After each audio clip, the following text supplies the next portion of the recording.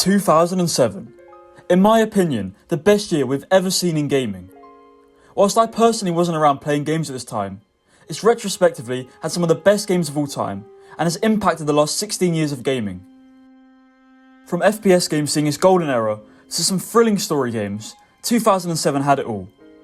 So sit back, put on those rose-tinted glasses and grab some popcorn as we take a look at 2007 in gaming. Were it so easy?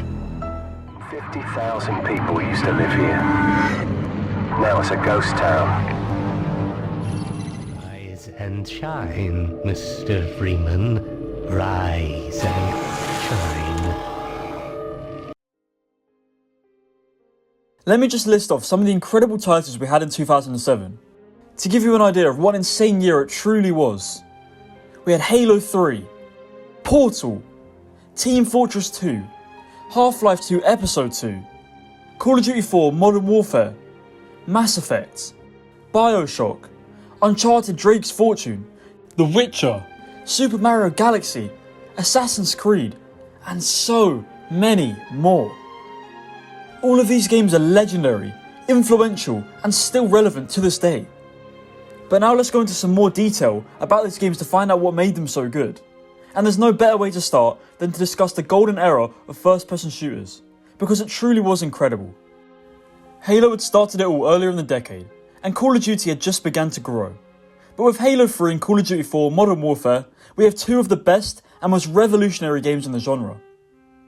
Halo 3 capped off the trilogy with an epic campaign with a satisfying conclusion. The multiplayer reached its peak and is my favourite Halo multiplayer, with iconic maps and a timeless selection of game modes. Call of Duty 4 on the other hand, absolutely revolutionised the Call of Duty formula. Creator class, prestige mode, and a switch to the map design that influenced the franchise for the next 16 years was all introduced with this game. The campaign was a gritty tale of war in the modern era, a complete switch from the World War II games the series was known for originally. With these two games coming out at the end of the year, it set in motion a golden era that would last for the next half decade, and laid the foundation for most of the FPS titles that would be released after them. And don't forget the sequel to the original Team Fortress, which is still around to this day, with thousands of players a decade and a half later. It popularised the idea of a hero shooter, which many of the well-received games across the 2010s used to their advantage. Overwatch and Rainbow Six Siege both have TF2 to thank for boosting a huge trend in recent times. In addition, with games like Call of Duty and Halo, this was the year where Xbox and the 360 really took the crown for the 7th generation of consoles. Halo 3, which came out this year, was incredibly successful, making a reported $170 million on day one, and it met the expectations of most Halo fans. Gears of War was also a flagship title for Microsoft, and it continued its success from 2006, with hints at a sequel. Microsoft had two powerhouse franchises in their absolute prime with Gears and Halo, as well as being a hotspot for multiplayer gaming, with Xbox Live allowing games like COD 4 and the aforementioned exclusive titles to be enjoyed with friends and people from all around the world.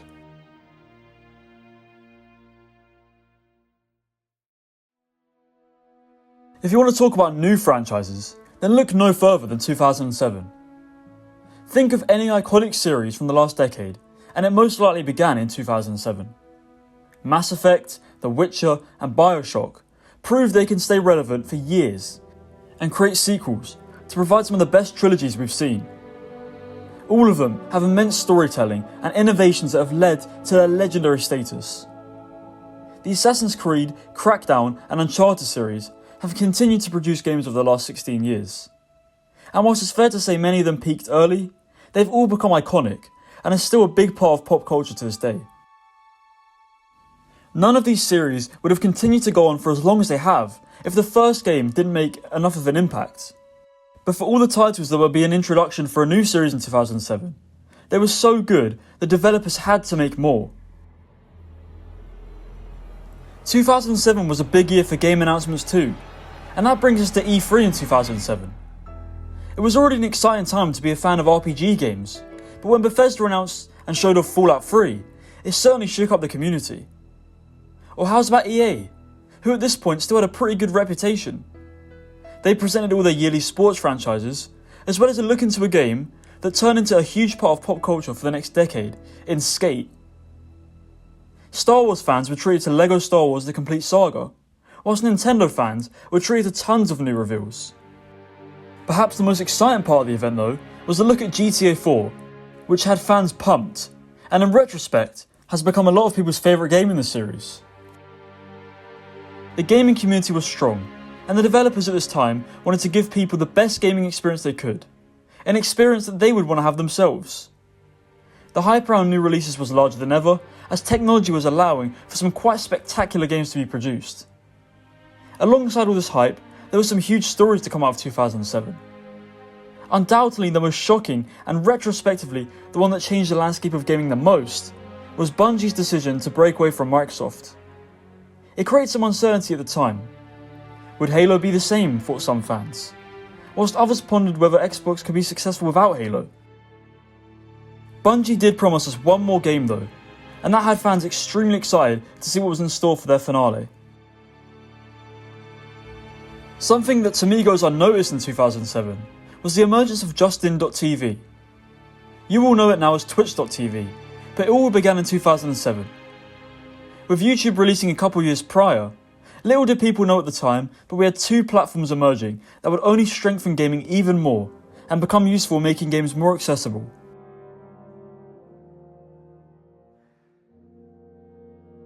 So that's a look back at 2007. The best year we've ever seen in gaming. The peak of Halo and the start of Call of Duty as we know it. They both sparked a 5-year golden era for FPS games that produced even more legendary releases. Speaking of the dawning of new eras, and we saw games like Assassin's Creed, The Witcher and Bioshock all come out to high praise from gamers and critics alike. The people wanted more, and once again over the next decade and a half, each of these franchises have their time to impress. There are so many more games that are still played to this day that came out in 2007, so many of which I haven't covered, but in retrospect, it's this year that set so many positive trends for gaming. Gaming as a whole for 2007 gets a 97 out of 100 score for me. It couldn't really get much better, and to me and so many others, it deserves the reputation as the best year in gaming history. Be sure to let me know of other games that came out in 2007 that I may have missed, or events that you remember, as I'll reiterate, I didn't get to experience all of this firsthand unfortunately. I really hope you enjoyed, and I want to make this a series of some kind, where we take a look at some of the best and worst years in gaming and what gives them that reputation. Let me know the next year you want me to cover in the comments, and that's why 2007 is gaming's best year.